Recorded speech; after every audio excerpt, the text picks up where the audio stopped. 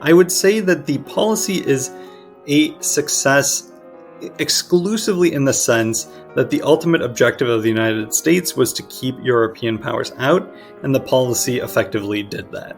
It was a failure in every other respect. I mean, the United States was trying to stabilize and strengthen these states as a way of keeping Europe out, and instead it destabilized them and, essentially ended up in situations where the United States was occupying many of them and in other ways much more involved in their affairs than it wanted to be.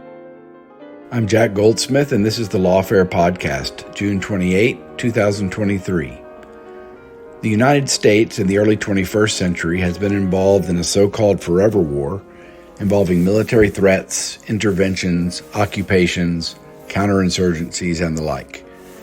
In the late 19th and early 20th centuries, the United States engaged in an at least superficially analogous, many-decade series of interventions in the Western Hemisphere with the aim of achieving regional hegemony.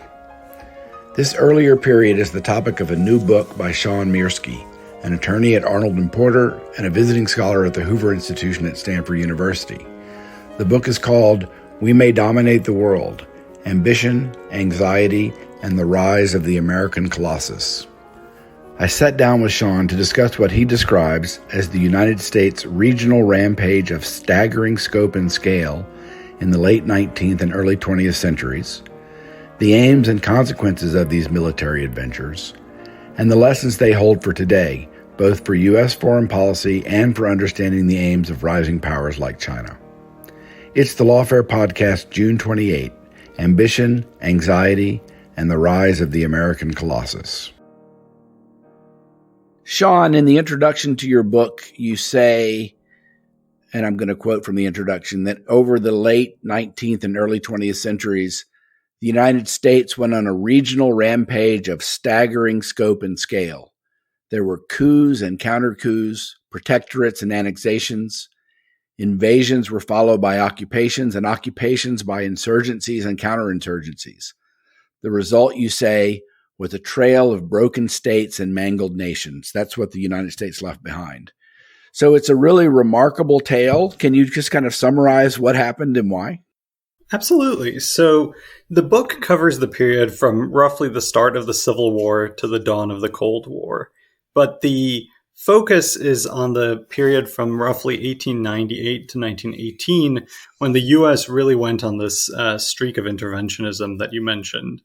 And during that period, the United States was using a force against its neighbors an average of almost nearly 2 times a year, which is a really remarkable kind of statistic. And I think even compared to sort of the U.S. record of interventionism in the Cold War and post-Cold War, it stands out as being relatively unprecedented in American history. And the question that my book, in some sense, set out to answer is why? Why was it that the United States used force or threatened force so often against its neighbors during this time? And not only in minor ways, but as the quote you read out suggested, also in major ways, including occupations, annexations, and really kind of massive sort of interventions and military expeditions into its neighbors' affairs. And there's a lot of different factors that went into the picture, but the overall thesis of the book is that a large part of these interventions were motivated essentially by defensive rationales. Okay, say more. Defensive in what sense? Why were we, running all over the region and occupying and annexing these states for defensive purposes? The answer actually takes us back almost a century to 1823, when President Monroe declares the Monroe Doctrine. And as folks might remember from their AP US history classes, the Monroe Doctrine was essentially a giant keep out sign in the middle of the Atlantic Ocean. And it essentially promised European powers that the United States would not interfere in their affairs. And in exchange, Europe's powers were forbidden from trying to recolonize Latin America or otherwise to extend their political systems to the Western Hemisphere. And so it was a sort of defensive way of keeping Europe's great powers out of the Western Hemisphere. And the overall thrust of the strategy was, because the United States was the strongest of the independent powers in the Western Hemisphere, so long as the U.S. could keep Europe's great powers at bay across the ocean, over time it would end up being essentially the only great power in the Western Hemisphere. And for reasons we can get into, that was a strategic goal of great importance to to American policymakers throughout most of the country's history. And so American foreign policies from 1823 forward was based on this idea that Europe should not be able to cross the Atlantic Ocean and establish itself in the Western Hemisphere. For many decades, that was essentially just aspirational. The U.S. didn't have a lot of power to do anything about that until after the Civil War. But after the Civil War, the U.S. starts to have the capability to do something about it. The U.S. also enters a geopolitical moment where it really feels that the threat of European expansion into the Western Hemisphere is especially acute. And the reason that's the case is because of something called the Second Age of Imperialism, which is this period starting in roughly the 1870s, where Europe's great powers go on this colonialist terror through the rest of the world. And so this is when the scramble for Africa happens. This is when Asia and the Middle East are carved up. And during this period, the European great powers, France, Great Britain, and Germany alone from 1870 to 1900 colonized 9 million square miles, which is twice the size of Europe itself. By the time you get to World War II, 84% of the world's landmass is controlled by colonial powers. And the big exception here is Latin America. But for Americans, there's this concern that unless they continue to stay vigilant and unless they continue to enforce the Monroe Doctrine, Latin America will essentially be the next area of the world that falls to Europe's predations. And so during this period, the U.S. is extremely, extremely concerned about Europe's great powers coming in and establishing themselves. And so it essentially ends up trying to preempt European expansion through any number of mechanisms. But the argument I make in the book is that one of those mechanisms ends up being American expansion. And so is it fair to say that, and we'll get into some of the details of what the United States did, but is it fair to say that during this period, the United States wasn't engaging in these adventures for imperialist reasons, but you say for defensive reasons? Is that a distinction we can draw? It depends what you mean by imperialist reasons. Well, let me just say a few more words and then you can answer. We usually I think, the high school understanding of the history of American imperialism is that it basically got going hard with the Spanish-American War. And so I'm just wondering whether you are challenging that or whether the interventions, the multiple interventions and exercises of influence in the many decades before 1898 was something else. How did it relate to imperialism? You say it was in response, it was trying to prevent European imperialism. But to explain the United States' aims is what I guess I'm asking. Yeah, so the United States, as I mentioned, was primarily interested in preventing Europe from establishing itself in the Western Hemisphere, whether by colonizing Latin America or by essentially taking over parts of it. And so the United States, I think, to prevent that from happening, essentially tried to ensure that the hemisphere was stable and strong enough that it could repel European incursions. And from the United States' perspective, a number of its neighbors were extremely, extremely unstable and disordered and presented these massive power vacuums. A large number of our neighbors were racked by civil war and revolution. They had enormous debts to European banks and European states. And in a lot of ways, I think, to use today's terminology, these neighbors were failed or failing states. And from the U.S. perspective, these are the sort of states that end up being an invitation to European imperialism. And the United States sort of observed as much from looking at the way Europe had expanded across the rest of the world, but it also stood to reason that a state that's internally divided and racked by civil war and revolution is one that's not going to be very effective at sort of repelling foreign great powers' intrusions. And so the U.S. was very concerned that all these vulnerable states in its neighborhood essentially presented a vulnerability for itself. And so what the U.S. grand strategy of this time was oriented at was essentially stabilizing and strengthening the weakest of its neighbors. The problem is that the United States never figured out an especially good way of doing that. At first, before kind of the Spanish-American War, it was mostly interested in doing it through sort of indirect means, through trade and diplomacy. But those methods didn't work out. And from the U.S. perspective, the threat was growing more and more acute, especially during the 1890s. And so the Spanish-American War ends up forming a bit of a turning point, because at the end of the war, the United States finds itself in occupation of Cuba. And on the one hand, at the start of the war, the U.S. has promised Cuba its independence. That was a genuine promise. Even folks like Theodore Roosevelt and Henry Cabot Lodge, who later get labeled as sort of, the arch-imperialists of the day, it's clear that going into the war, they fully expected to give Cuba its independence at the end of the war.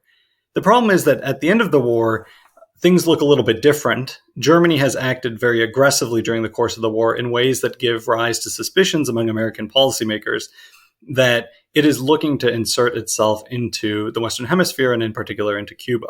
And so what the U.S. ends up doing is it gives Cuba its independence, but with sort of internal fetters in the form of something called the Platt Amendment, which basically prevents Cuba from exercising its sovereignty in the way that most nations normally do. And the idea is, well, if we can just sort of control how Cubans exercise their internal sovereignty, then perhaps we can prevent them from falling apart into the sort of civil war and revolution that has in other places offered an opportunity for European expansion. And that decision ends up being sort of the start of the slippery slope that over the next 2 decades leads the U.S. to become more and more involved in the internal affairs of its neighbors. Okay. But I want to stick on the before 1898 for a moment, just to make sure we didn't really get the examples and the countries on the table. Just give us a sketch of the kind of places and the kind of things the United States did in the period after the Civil War up through, say, 1898, just to give a flavor of, the early chapters of the book. Sure. So the first chapter of the book, I think, lays out the U.S. dilemma in a nice way, and it's focused on the Civil War. One thing that I certainly didn't appreciate, and I suspect many listeners also don't appreciate, is that during the U.S. Civil War, Europe's great powers took advantage of the U.S.'s internal distraction to really expand back into the hemisphere in a big way. And this culminates in particular with the French invading and occupying all of Mexico. And the French motivation was explicitly the fact that the United States was internally divided, that the North and the South were at each other's throats and couldn't do anything about it. And so French Emperor Napoleon III decides now is the moment to strike. I'm going to take over all of Mexico. I'm going to turn it into a monarchy. I'm going to import a Habsburg prince from Austria, put him on the throne of Montezuma, and then start moving south through the rest of the hemisphere, turning each of the Latin American republics into monarchies. And from the United States perspective, of course, you can't imagine a bigger potential security threat than what France is doing. And so once the Civil War wraps up, the U.S. within 3 months has sent 50,000 soldiers to the Rio Grande to essentially tell Emperor Napoleon, if you don't remove French troops, we are going to go to war. And I think it's just this incredibly remarkable moment in American history where the United States has just wrapped up what is and what was at the time and remains to this day the most destructive conflict it has ever fought. And nevertheless, within 3 months, the United States and half of Johnson's cabinet, including Johnson himself at various times, is willing to go to war with what is at that point the greatest land army in the world over essentially the Monroe Doctrine. And France essentially backs down and surrenders and removes its forces from Mexico within 2 years. But that moment, and in particular the sort of Mexican weakness and instability that provoked the French invasion, ends up being a template for the next 30 years of American foreign policy, where the U.S. starts becoming very worried about, as I mentioned, all these unstable nations in its region. But what were some of the countries where it intervened besides Mexico and Cuba? Well, within this period, there's less in the way of direct military interventions. Usually at this point, the U.S. is only really launching military interventions if as a last resort. And so the best example probably is Hawaii. The U.S. ends up annexing Hawaii in large part because it's afraid that if it doesn't do so, Japan is going to annex it.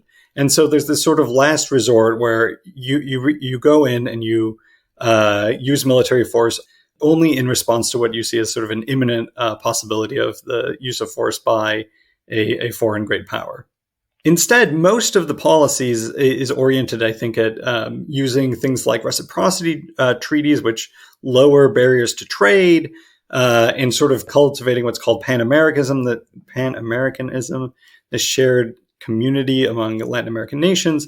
And the idea here is essentially that if you give these Latin American countries a taste of prosperity in the form of increased trade, that will lead to sort of a more stable political institutions, which in turn leads to more trade, which in turn leads to more peace. And over time, you can strengthen your neighbors that way.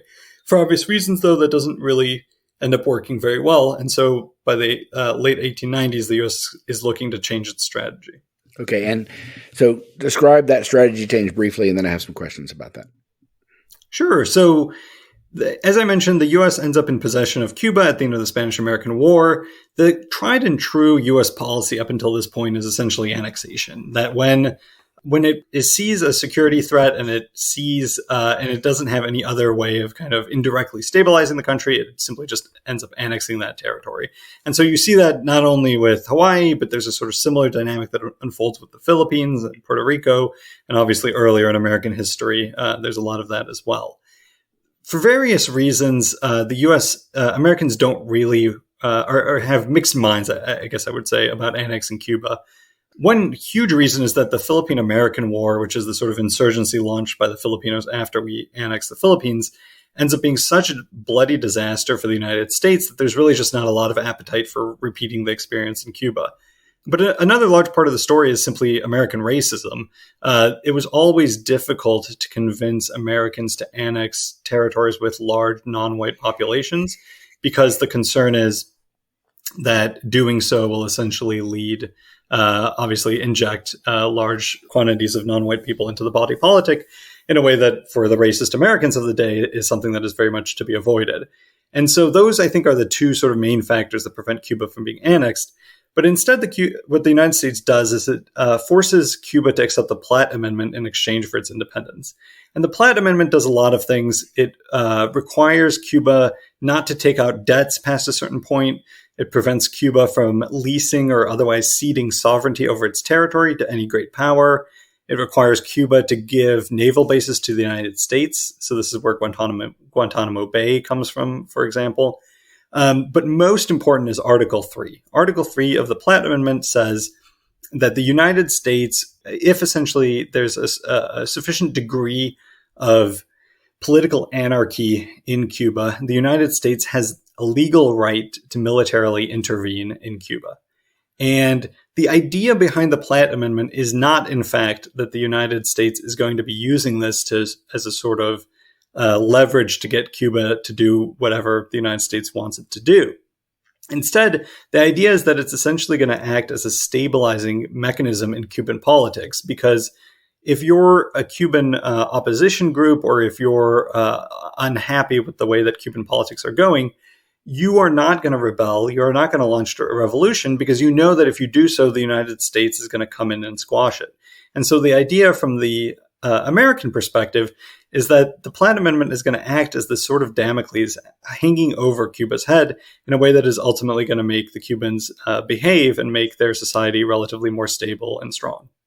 But none of the examples we've talked about so far, they're all examples of the United States exerting various forms of pressure and influence and coercion, but they're not examples of a regional rampage of invasions and occupations and the like. Can describe those. So that essentially, I think, starts following the years from 1898. The kind of reasoning behind what I just described as Article 3 of the Platt Amendment ends up being expanded to the whole region in the form of something called the Roosevelt Corollary, which is this declaration by President Theodore Roosevelt that if any state in the region either misbehaves sufficiently or essentially lapses into sufficient anarchy, then the United States will act as an international policeman and restore order. And so again, the idea is that the United States is going to be this policeman of last resort, and in the event of sufficient disorder or anarchy, it's going to come in and use military force to correct the situation. The problem is that this promise ends up setting up very perverse dynamics in a lot of these societies. And so within Cuba itself, for example, it turns out that opposition groups are oftentimes much happier with a U.S. occupation than they are with the continued control of the government by their internal political rivals. And so internal opposition groups start provoking disorder as a way of triggering U.S. interventions. And so in 1906, for instance, the United States reoccupies Cuba and takes it over for 3 years before once again leaving with the promise that this time will be the last time it comes back, which of course is not quite the way things turn out. But the cycle starts really accelerating under the Taft administration in 1909, where a lot of these societies and our neighbors start becoming more and more unstable. And the United States basically concludes that it takes a certain amount of ownership over their continued stability. And so by the end of the Taft administration, to kind of jump ahead in the story, the United States is sending Marines to the Dominican Republic, to Nicaragua, to Cuba. And then under the Wilson administration, this really reaches its peak. We end up occupying Haiti for 20 years. We end up occupying the Dominican Republic for 8 years. We end up garrisoning parts of Panama, Cuba, Nicaragua. We use military force against Mexico multiple times. And in general, there's this sort of unraveling of U.S. foreign policy during these years that leads to this sort of regional rampage that I describe in the introduction to the book. Okay, so so I kind of knew this history, but it's in the history of American war powers, which I study, it's often kind of got a few paragraphs or a chapter, but did not appreciate the scale and the scope and the persistence of these amazing interventions and what you just described. And so there are several paradoxes here. We were intervening to restore order, as you said earlier, and to maintain order, to ensure that these states weren't seen as attractive targets by the European powers. But as you show, we, in some senses, perpetuated disorder. You at one point describe a cascading failure of self-perpetuating destabilization and intervention. Time and time again, the U.S. would intervene to stabilize and strengthen the neighbors. Time and time again, and here I'm quoting from your book, those interventions would miscarry, leading to greater instability that required new and more intrusive interventions. So it sounds like madness in a way.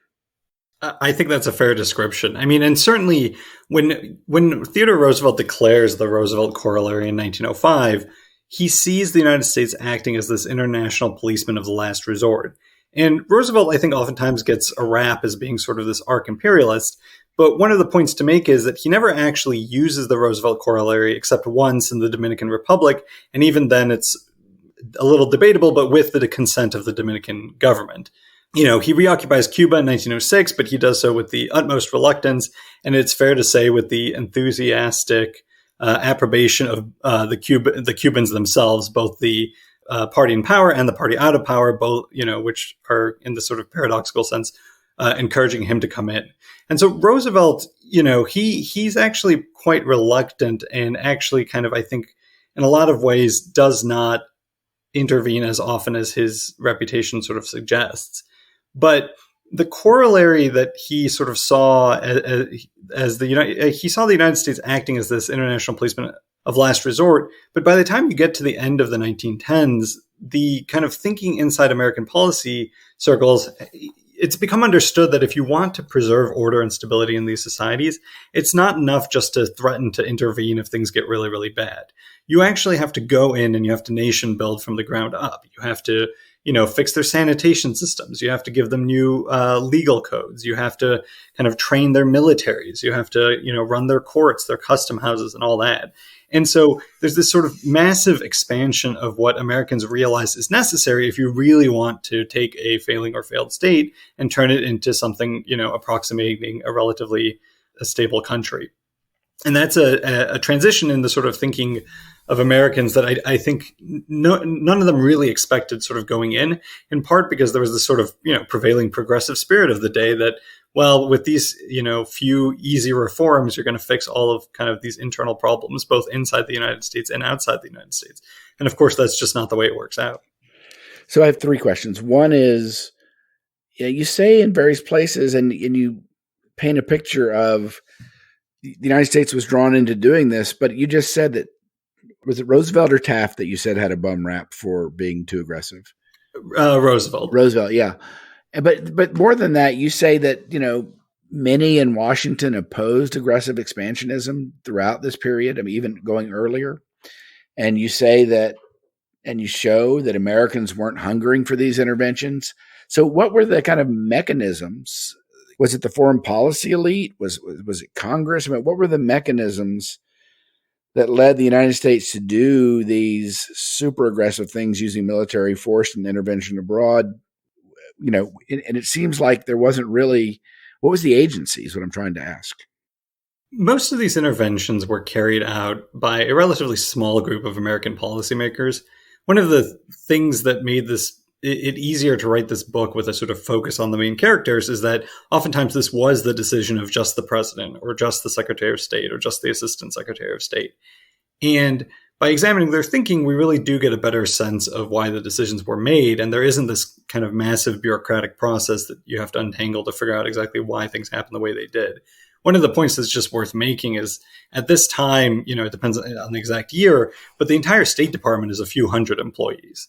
And most of those are stationed abroad, as consuls or ambassadors. And so you really have a very small dedicated staff working in DC that is kind of making these decisions. And as I said, most of them were actually quite reluctant to launch these interventions, but they were seen as essentially the least bad option given the threat that the United States thought it faced. And so I'll give you just one example of the Roosevelt intervention in the Dominican Republic that I mentioned earlier. The thing to understand is that at this time, many of the Caribbean nations, almost all of their internal revenues came from taxes on trade, so on customs duties, essentially. There weren't any, direct taxes or income taxes or anything like that. Instead, 90+% of the money they were making as governments was coming from taxing trade.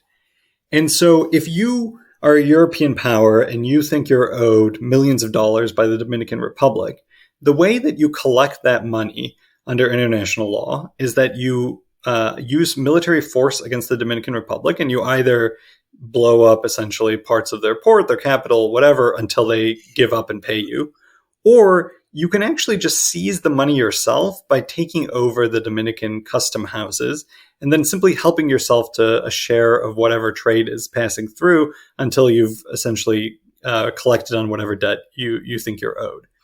And by 1904, the Dominican Republic had been first off, during the 1890s, it had racked up this enormous debt under this really, really fiscally irresponsible dictator. He ends up being assassinated in 1899, and then the Dominican Republic falls apart into essentially several years of civil war. And so by 1904, the European powers are clamoring to essentially try and collect on their debts. Their warships are visiting the island year after year. And by the end of the year, several European powers approach Roosevelt and they tell him, if you don't do something, we are going to use force essentially against the Dominican Republic. And so what Roosevelt does is he goes to the prevailing government of the Dominican Republic and he says, if you want, we'll sign a treaty with you and the United States will take over Dominican custom houses and we'll administer them for you on your behalf.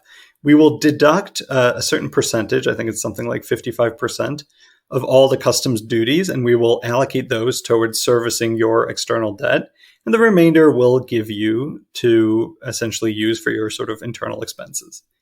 And the Dominican government agrees to this. In fact, the Dominican government for the better part of a year has been asking for this and much, much more. The Dominican government has actually been asking for everything up to annexation by the United States. But this is about the furthest that Theodore Roosevelt is willing to go. But I think the entire episode sort of illustrates the dynamic that occurred in a lot of these interventions where Roosevelt, by the end of it, the United States is now running essentially the revenue stream for an entire foreign nation, right? It's a little bit as if the Chinese came in and started administering the IRS in the United States. But he does so with just the extreme reluctance. Over the entire year, you see him writing to his family members, to his close friends, and he's essentially saying over and over again, I don't want to do this. The less I have to do with the Dominicans, the better. But it's only this sort of final European threat at the end of the year that really forces him into this action. And so I give that particular episode as sort of an example of the dynamic that oftentimes repeated, where you had policymakers who were first and foremost concerned about preventing European expansion.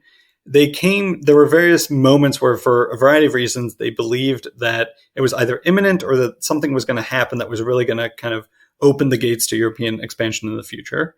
And these policymakers would quite reluctantly agree to either use force or to take some major step in American foreign policy to prevent that kind of threat from arising. And so this is sort of a dynamic that ends up kind of repeating over and over and over again during these 2 decades.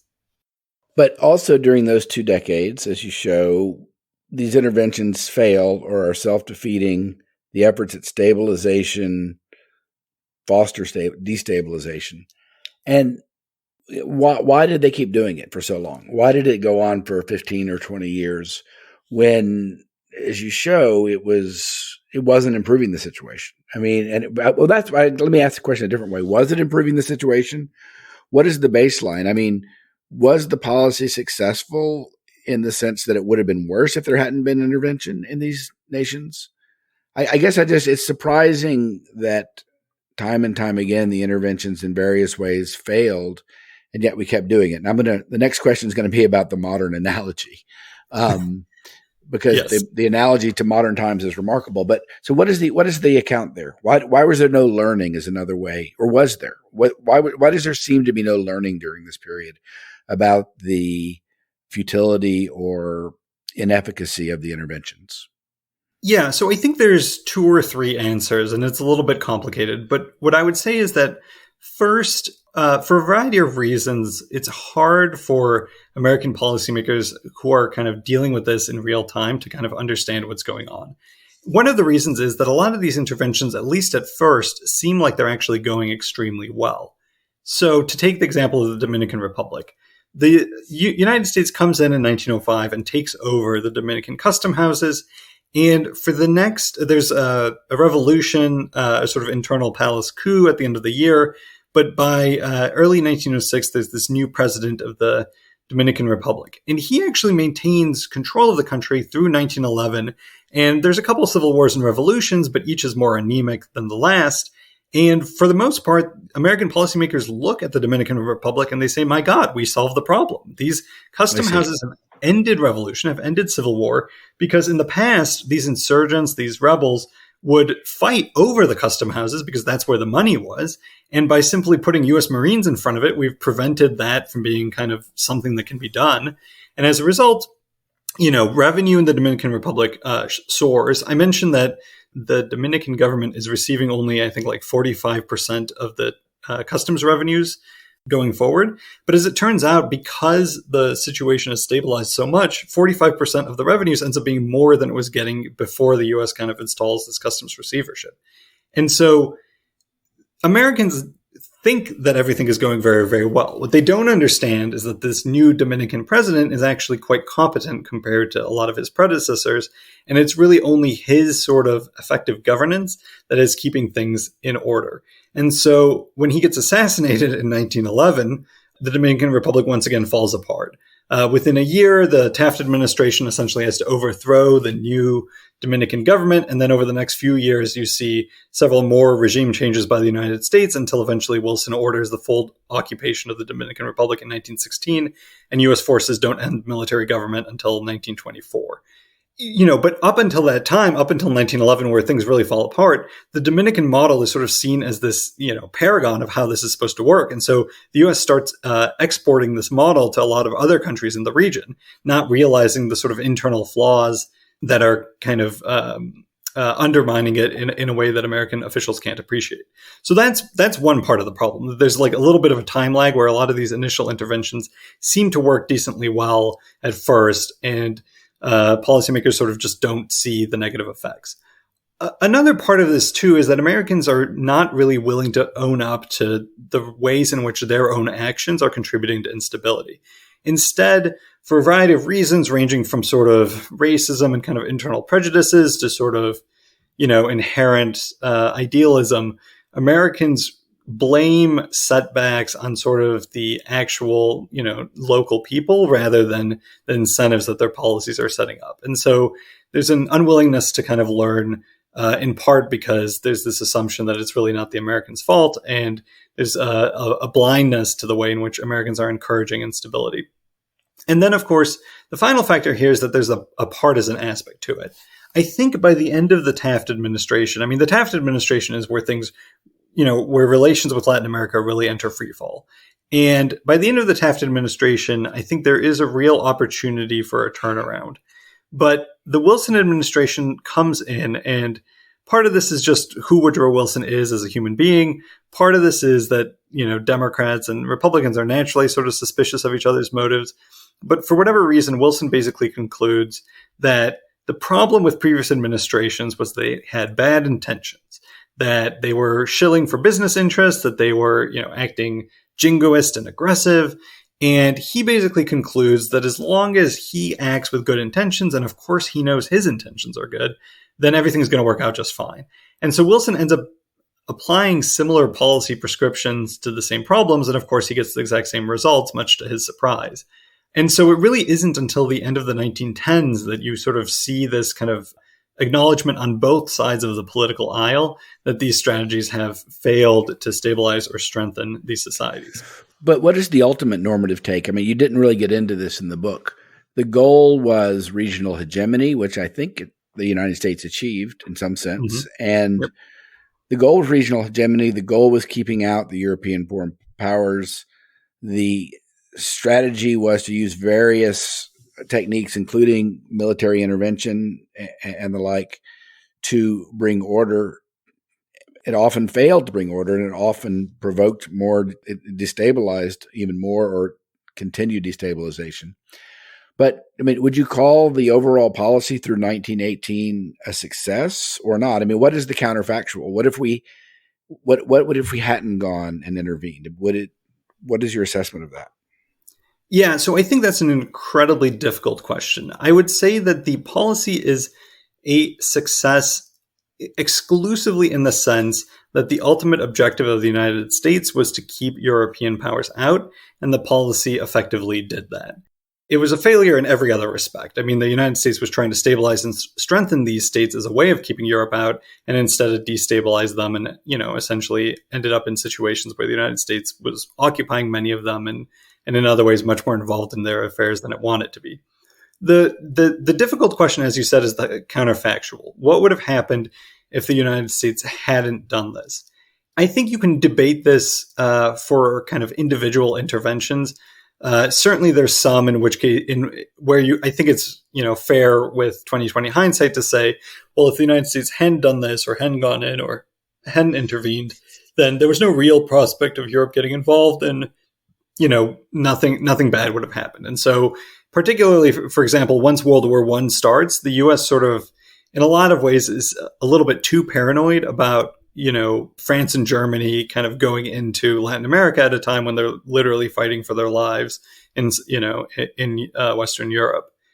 But it's hard to know, in part because a lot of the European colonialism and expansion elsewhere in the world wasn't necessarily premeditated. It wasn't necessarily sort of planned from, the central government's perspective, but, sort of developed, I don't want to say in an organic way, but in a more natural way based on sort of events on the ground. And so you can imagine a world in which, for various reasons, one European power ends up, taking a foothold in the Dominican Republic or Venezuela or elsewhere. And this sort of triggers the kind of scramble for Africa type dynamics that American policymakers were really worried about, and then leads other powers to say, well, if Germany's got a foothold in Venezuela, then we, Great Britain, need to have a foothold as well, or else Germany will have an advantage. And, suddenly you have this kind of competitive dynamic that really leads the hemisphere to be carved up. And so, it's hard to say. And part of this too is just what amount of risk are you willing to take if you're an American policymaker?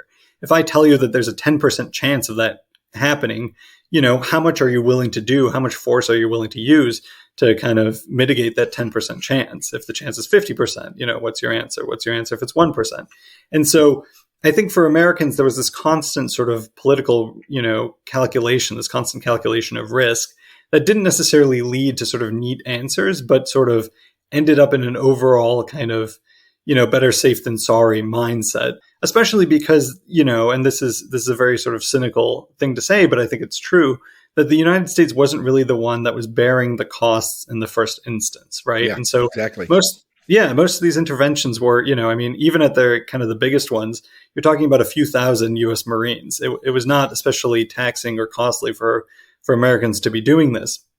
And so from their perspective, even if it meant essentially overthrowing governments and sort of, significantly, as I say in the introduction, breaking nations, to some extent that was a cost that was worth bearing if the alternative was running a significant risk of a European power establishing itself in the hemisphere. Right.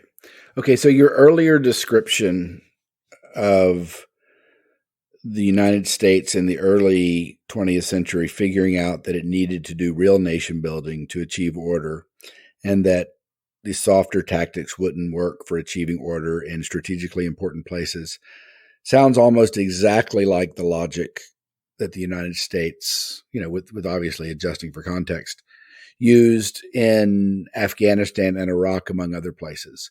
And neither one of those were successful either. You could say that, we could argue about whether they left the nations off worse. They probably did, certainly in Iraq. So how do you see, is there an analogy there? Is what the United States did in the early 21st century like what it did in the early 20th century? How do you see them as analogies and disanalogies in terms of motivation, in terms of deceiving ourselves about what nation building can accomplish and the like? Yeah, so one of the questions, especially as we kind of pass the 20th anniversary of the invasion of Iraq, I think everyone agrees that the occupation of Iraq was not everyone. Most people agree that the invasion of Iraq was a major strategic and tactical mistake. I think there's still sort of this debate as to whether it was a failure of execution or just that whether it would have failed essentially no matter what the United States did. Because it's certainly easy to go back and say, well, clearly these particular steps that were taken were mistakes, right? So we shouldn't have de-Baathified the country. We shouldn't have essentially, dismantled the military. And one of the, I think, lessons from my book and kind of from the sweep of interventionisms and how I think uniformly unsuccessful they were at the nation building project is it may be possible for the United States to successfully nation build, but if so, it's almost always going to be the exception. And that there are, I think, sort of inherent aspects of the nation building project, especially when you're trying to do it from the outside using force, that lead to failure. I talk about some of these dynamics in the book. There's a chapter where I sort of step back and sort of analyze each of these interventions and why they failed. And one of the points that I make is that political stability, I think, in large part reflects the creation and endurance of norms and institutions that are widely accepted by the governed, right? That essentially, have, if not universal, then near universal approval within the state, and that end up being essentially the rules of the road for the politics of the state. And it is very, very difficult to impose those kinds of norms and institutions from the outside, in large part first because anything that's external to the nation has a sort of inherent foreignness and inherent kind of anti-nationalist flavor to it that makes it hard for local people to accept. And the other aspect to this too is that when the United States went into a lot of these nations, they oftentimes did have, to some extent, certain norms and institutions that did act as a stabilizing force. But the United States just was too blind and didn't necessarily appreciate that, and would oftentimes destroy those norms and institutions in its attempts to build up what it saw as better ones. And, on top of that, there was also just sort of a gravitational force that when you have this massive, massive, massive power and your, external power, and you're a local politician, you either have the, incentives to essentially look to your kind of constituents' needs, or you have the incentive to cater to the whims of this external power. And when that external power is, running your society, those incentives really flip in a way that kind of undermines the overall project of, teaching politicians or helping politicians to run their nations and sort of govern effectively. And so there's all sorts of these dynamics, I think, when you look at the kind of sweep of these interventions that suggest that kind of U.S. nation building projects are going to be, again, if not impossible, at least extremely, extremely difficult.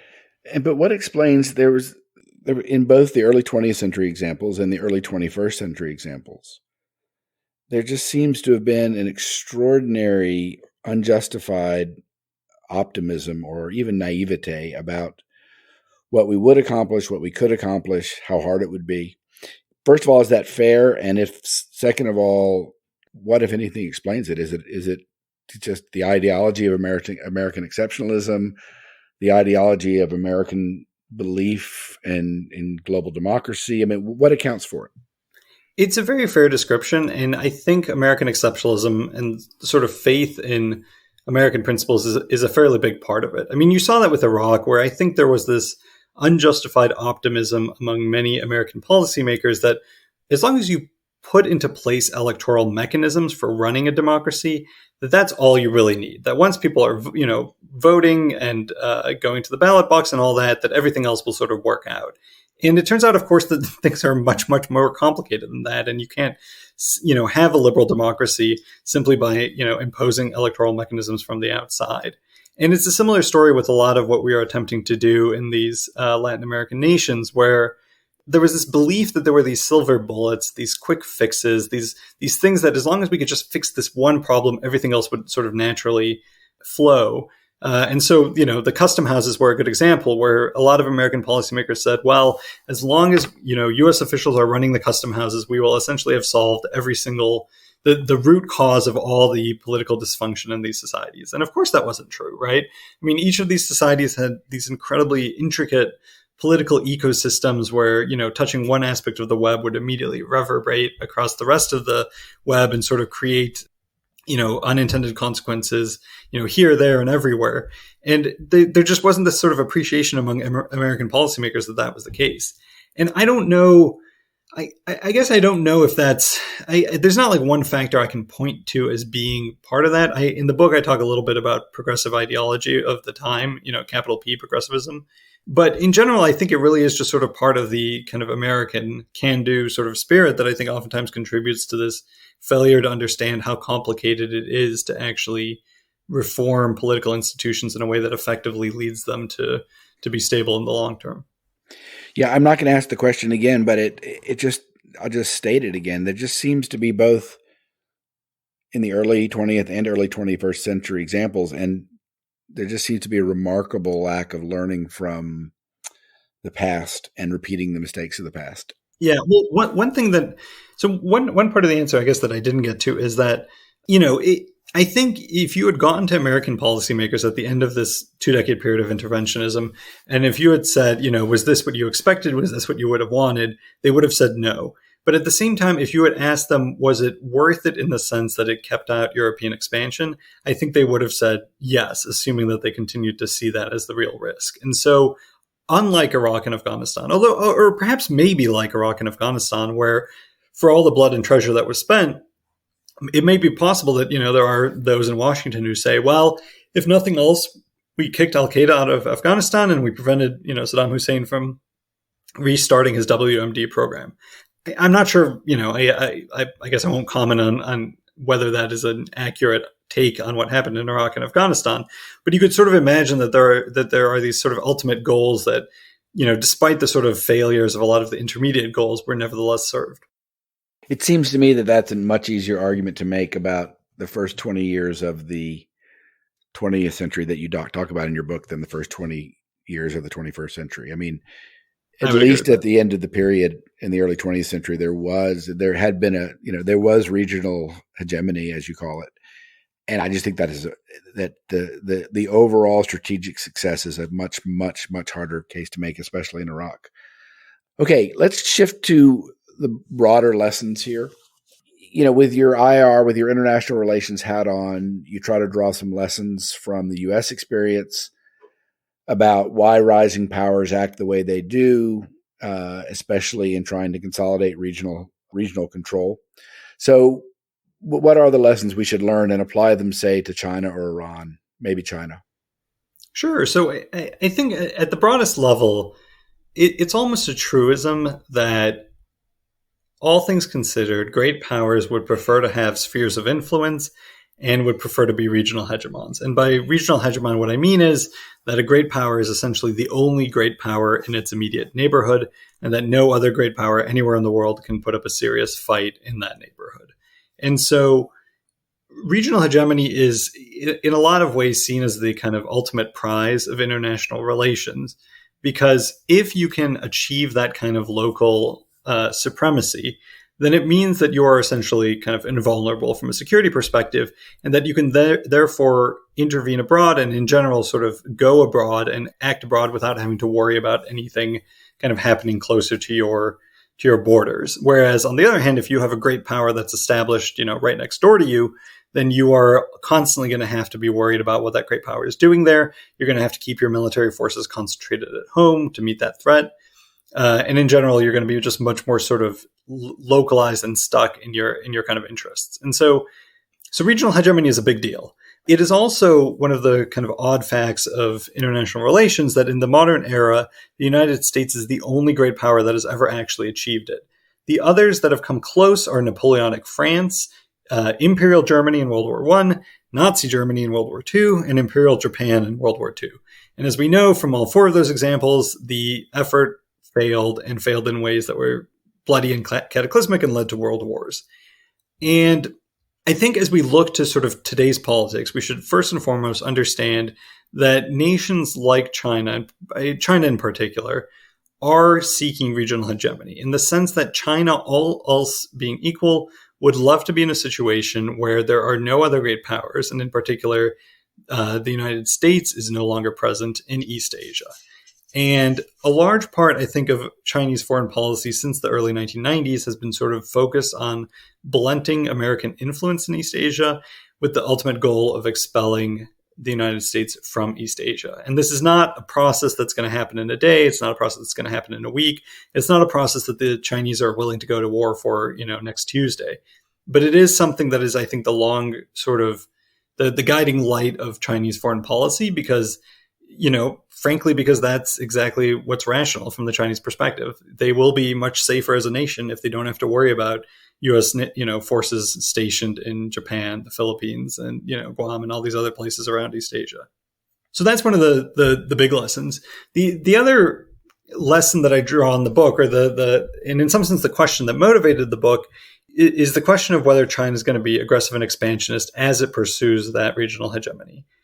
The historical record does not give a lot of reasons for optimism on that front. Rising powers tend to be very aggressive and expansionist, as the examples I just rattled off suggest. And of course, as we've been discussing, the United States was no exception. So the question is China going to behave any differently? And it's always dangerous, and I sort of try to underscore this in the book, that drawing comparisons from historical eras, especially ones so different as even a century ago, means that it's not, I don't think it's fair to say, well, the United States acted this way and therefore China will act the exact same way as well. But I do think it's useful to sort of look at why the United States acted the way it did and see if sort of similar mechanisms could drive China to act in a similar way. And one of the points that I make in the book is that what really spurred U.S. aggression and interventionism was this concern about the expansion of foreign influence into unstable areas of strategic importance, and so particularly areas around its borders. And the point that I make in the conclusion of the book is that you could easily imagine a world in which China faces that same sort of problem and acts in an aggressive way. And so just to give you a concrete example, if North Korea implodes tomorrow, and there's a risk that South Korea is going to move into North Korea and essentially unite the Korean Peninsula, and that America will continue stationing military forces on the Korean Peninsula, only now that they'll be right on the Chinese border. I think from the Chinese perspective, that is an incredibly grave security threat. And it's very easy to imagine a world in which the Chinese once again cross the border into Korea with their own military forces to prevent that.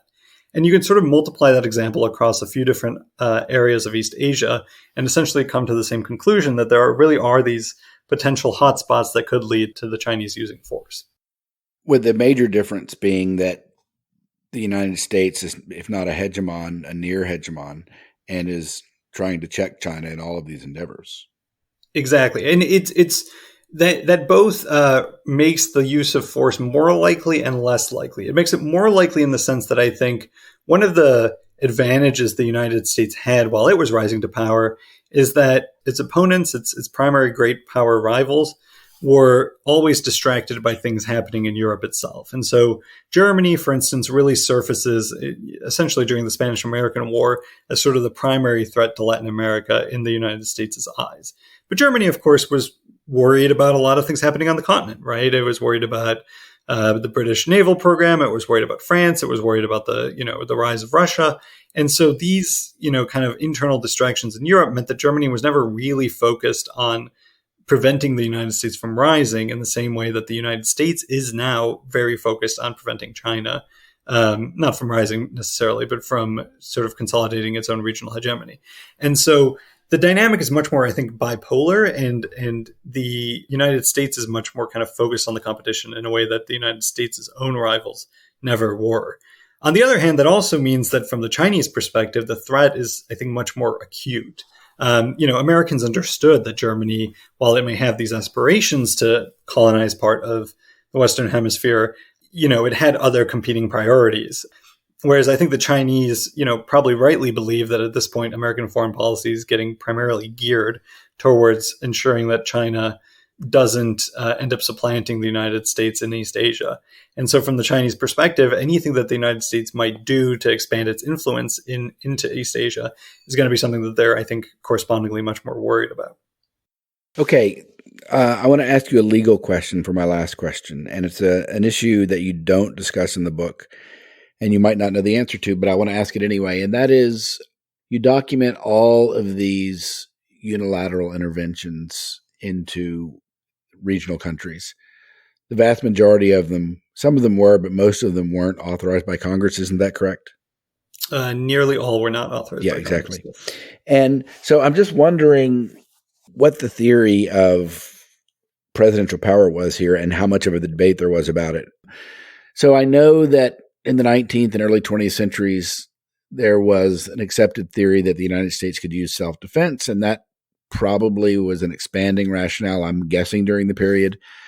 There was also the idea that self-defense may extend to, or Article 2 may extend to, protecting U.S. persons and property abroad. That was an idea that was floating around in the 19th century. So I guess I just want to know, were these controversial interventions legally? Was Congress jumping up and down? Were people saying that the president was violating the Constitution? If not, and to the extent these things were discussed, what was the theory? So great question. You're right that the book didn't go into this, and I should say that I didn't myself look at, the Department of Justice archives. And so the answer I'm going to give you is a little bit. That's fine. I'm sure there's nothing in the Department of Justice archives on this. Well, this did come up a few times. First, let me say I had this absolutely wonderful foreign relations law professor in law school by the name of Jack Goldsmith, who taught us about this case, Durand versus Hollins, I believe, that, as you mentioned, kind of at least underlined the possibility that the kind of inherent self-defense powers that come with Article 2 would include the executive branch using military force in protection of U.S. citizens and their property. And in a lot of these cases, I mean, in part because what the United States was concerned about was unstable nations, ones torn by civil war and revolution. In a lot of those cases, U.S. lives and property were either meaningfully in danger or sometimes, at least plausibly in danger. And so to give you just one example, in 1906, when the United States reoccupies Cuba, the Cuban opposition, the rebels, are essentially threatening to burn American sugar plantations. And they do so explicitly knowing that that is a way of bringing the United States in. It's very much kind of an elaborate, either you reoccupy the country or we'll burn these plantations until you reoccupy the country. And so that, I think there was that kind of justification. A number of these other interventions relied actually more on the threat of force than the actual use of force. And so it would be the United States either moving forces around or, for instance, steaming a naval force down to Nicaragua, bluffing to the Nicaraguan president that, we're going to invade and sort of eject you from power. And so he ends up kind of fleeing. And so the U.S. accomplishes regime change without actually using force. So in some cases, there just wasn't that. The Article 2 justification was a little easier, I think, to kind of swallow. All that said, the answer is that most of these interventions, I think, sort of flew under the radar, but some of them really did actually get a lot of flack from Congress, oftentimes from an explicitly sort of separation of powers legal perspective. And so when Theodore Roosevelt declares this customs receivership in the Dominican Republic in 1905 that we've discussed a few times, Congress goes ballistic, and it takes the better part of 2 years to get Congress to actually sign off on the treaty. And in the meantime, the president is essentially acting without any sort of formal legal authority from Congress and running this customs receivership essentially on his own authority.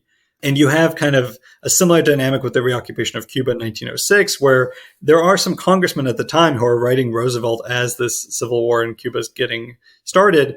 Well, you'll need to talk to Congress about, reoccupying Cuba or anything like that. And there's this sort of back and forth in the letters where Theodore Roosevelt is like, are you crazy? This is sort of a situation that's going to develop in the next couple of days, and we really have to act now if we want to resolve it. And then the final point that I'll make is that oftentimes Congress did actually push back on executive attempts to intervene. And so during the Taft administration, there were these attempts to set up similar customs receiverships in Nicaragua and Honduras. And Congress essentially refused to act on the treaties. And in Nicaragua, the executive branch essentially ignored Congress and just did it anyway. In Honduras, however, for slightly different reasons, it ended up not imposing the customs receivership. And so Honduras actually ends up escaping the clutches of American fiscal control, in part because Congress is sort of being difficult and refusing to give the president the authority that he's asking for.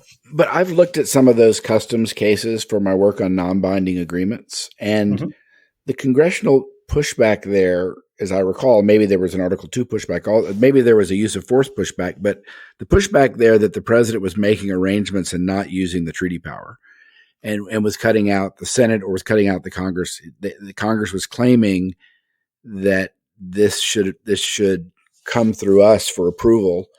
And it wasn't, at least it may have been also making a kind of use of force argument, but it was more that. And that's actually where, at least in the history that I studied, where non-binding agreements get going, because Roosevelt and Taft start saying, well, we can do these arrangements informally. They're non-binding. They're only binding on my presidency. And that's the way that debate sorted itself out. But one just doesn't get the sense that there was the president is using force unjustifiably in the many interventions. I mean, Wilson sent quite a few troops to Mexico, I think. And I think, was there a debate about that? Do you remember? Did you come across? Yeah. I just don't know what the congressional debate was about, not forget the kind of shows of force. I mean, sending troops into a country. Yeah. So there's two major interventions in Mexico under Wilson. The first is that he occupies Veracruz, and the second is he launches what's called the Punitive Expedition, where he sends, I think, something like 10,000 Americans into Mexico from the Rio Grande to go catch Pancho Villa. Right. And each of those has slightly different justifications. So the occupation of Veracruz, Congress actually ends up passing, I forget if it's a resolution, but there's at least some formal vote that is taken in Congress in which Wilson, I believe, asked explicitly for authorization to use force. Now, it turns out that he actually authorizes the force, and I think the occupation might even get underway before Congress actually votes on this. And it turns out that when Congress is voting on this, they actually expect that Wilson is going to occupy a different port in Mexico. And Wilson sort of at the very last minute switches his focus to Veracruz because there's a German freighter that's going to be dropping off weapons there. And so he sort of at the last minute sort of changes exactly how this is going to go down. But at least there was sort of congressional buy-in. And I think there was sort of a broader understanding by Congress that this was authorized.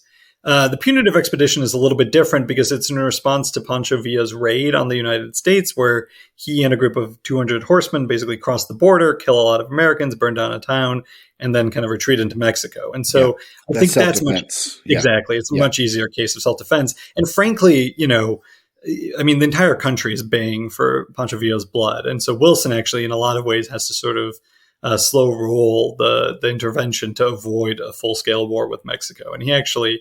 I am not particularly, I don't have a lot of nice things to say about Wilson in the book, but this really actually is one instance where a different president might have potentially led to a much, much bigger war with Mexico than actually what ends up coming to pass. Sean, that's great. Thank you very much. It's my pleasure. Thank you so much for having me, Jay. The Lawfare podcast is produced in cooperation with the Brookings Institution. You can get ad-free versions of this and other Lawfare podcasts by becoming a Lawfare material supporter at patreon.com/Lawfare. You'll also get access to special events and other content available only to our supporters. Please rate and review us wherever you get your podcasts. Look out for our other podcasts, including Rational Security, Chatter, and Lawfare No Bull. And of course, check out our written work at lawfareblog.com. The podcast is edited by Jen Patia Howell, and your audio engineer for this episode was Noam Osband. Our music is performed by Sophia Yan. As always, thank you for listening.